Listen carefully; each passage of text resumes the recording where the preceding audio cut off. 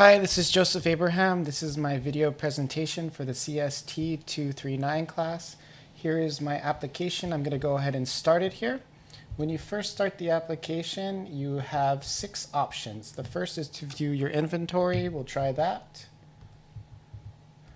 And then it will show you your available products, and it will automatically ask you what you want to add, and it will ask you what you want to remove. If you don't do either, at this point now you can put in another initial command. So let's go ahead and push 2 this time, and then it goes straight to asking product to add without viewing the inventory. I'm going to say sword. So it just added product to sword. If it's going to ask me to remove something, I can just push enter and go ahead. Now it shows me what's my shopping cart, and from this point I can also remove something from the shopping cart, but first I'm going to add something to the cart, something else. So I'm going to push 2, and then I'm going to put shield, and then it's going to ask me to remove something. I just push enter to skip it, and then we're going to go back to remove something, right, because I didn't do that. So we're going to go push 3, and it's going to ask you the product to remove. I'm going to say shield. Get that shield out of there. Okay. And then 4, we can look at what we have in the cart by pushing 4. And it looks like we still got the sword in there, but not the shield. And from here, we can check out by pushing 5. And then it says checkout complete.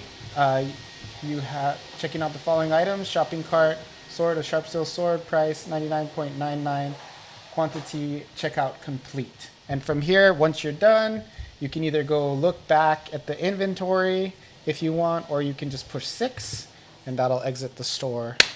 Goodbye. Let's just go over the code real quick. The directions for the first part didn't actually say to create separate classes and link to them like I did, but I just kind of did it because I felt like that's where it was going, and that's kind of what made sense to me. So first off, when you start up, it loads the inventory manager, the shopping cart, and the scanner. I'm not actually using all of those yet, specifically the scanner. We are using the inventory manager, sort of, but not really. Definitely using the shopping cart at this point. But later on, I'm assuming that we're going to have some type of functionality like this. So for me at this point, I just kind of started making it because that made sense to me. So here at the storefront, you create a new inventory manager, an instance of it, and then you create a shopping cart, and then the scanner equals the new scanner, which I'm not using, but it's still there just for the future. And in the inventory manager.add product, these are the 3 products that I have: the sword, shield, and the health potion.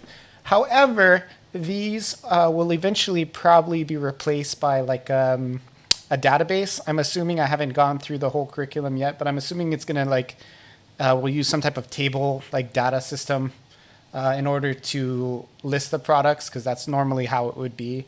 But for now, we just have the products listed here in the code, which is somewhat unusual, but I think it's fine for now. Here is the printout initially when you get into the store.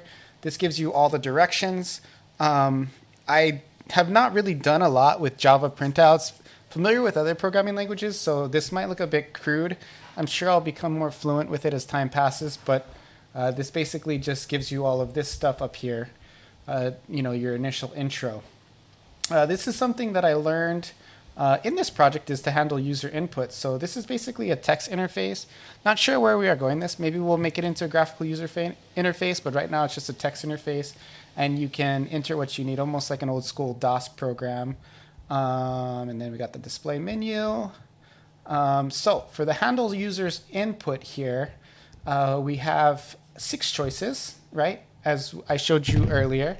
And each case we'll do a different thing. And then, of course, we have the 6th, or the default, which this covers if you type in the wrong thing. It just has like a invalid choice. Try again, basically an error message, Here we have view inventory. This one grabs the inventory manager. Oh, no, I don't have that set up yet. Yeah, I do. So the inventory manager is over here, and it just kind of accesses this. You can, I guess, pause it if you want to look at that.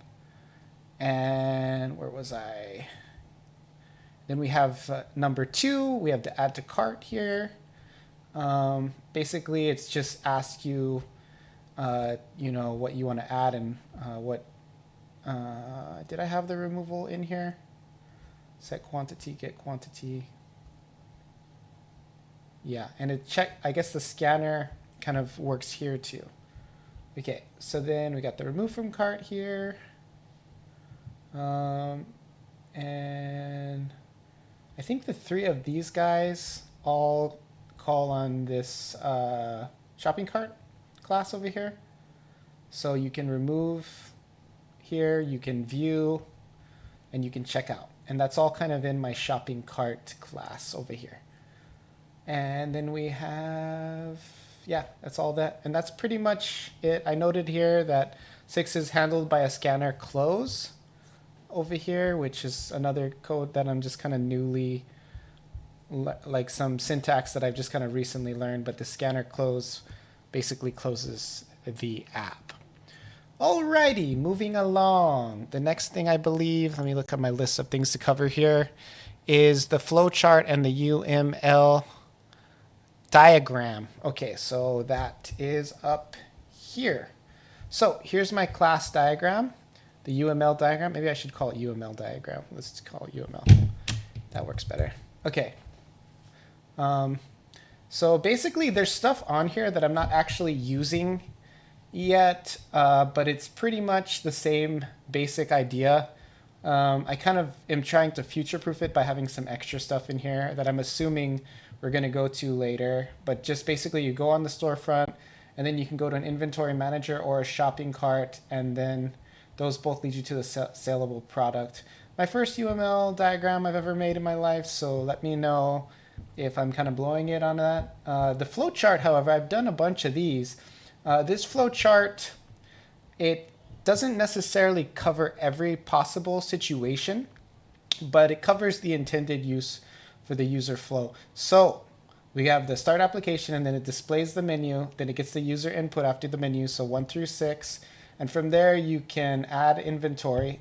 You know, here I didn't note that you can technically exit from the beginning, but you know, that's not my intended user functionality, although it can be done. That's not like the intention, even though it is a feature, right? So you can get user input, you view the inventory, and then you can add to cart. If you click add to cart, you can check inventory, you can remove cart, you can check cart, and then if something is available after you go to add to cart, then it'll show you, then you add it to cart, and then you can either view cart or check out at that point. If there's an error message, it'll ask you if you want to return to the main menu at that point, and then you can just start over again. Here, if you remove something from cart, it'll check cart and it'll remove the item, and then it'll go back to the main menu. Once you get to the checkout, if you hit process order, you can either return to the main menu or exit the application. That's basically it. My first time doing kind of a video like this, so I hope I got everything right. But thanks for checking it out, and yeah, have a good day. Farewell. Thank you. Bye.